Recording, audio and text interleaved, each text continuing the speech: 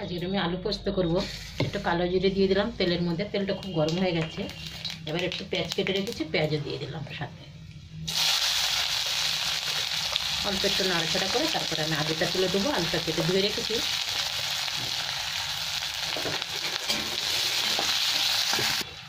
এখানে বেশ কটা কাঁচা লঙ্কাও দিয়ে দিলাম সাথে, ঝাল হবে, একসাথে ভাজাও হয়ে যাবে। এবার আমি আলুগুলোও তুলে দিচ্ছি। এবার আমি আলুগুলো একটু ভালো করে ভেজে নেবো, তারপরে নুন হলুদ দেবো আমি।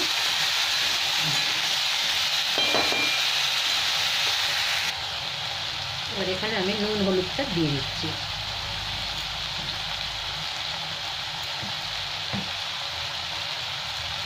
হলুদটা দিয়ে দিলাম। আবার একটু নাড়াচাড়া করে তারপর আমি ঢাকা দেবো, দিয়ে আলুটা আস্তে আস্তে সেদ্ধ হবে। গ্যাসটাকে কমিয়ে রেখেছি।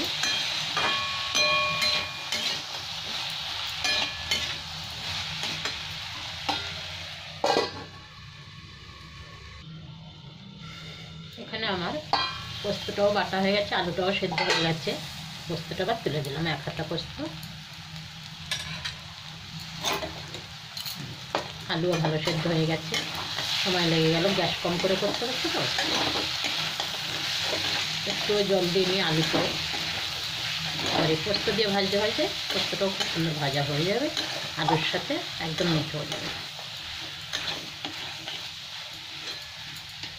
আর ঢাকা দিতে আর লাগবে না, এবার নাড়তে নাড়তে ভাজা হয়ে যাবে পোস্তটা।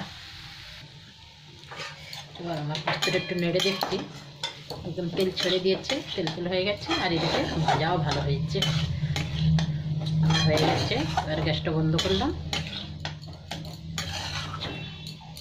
এটাও খুব ভালো সেদ্ধ হয়ে গেছে।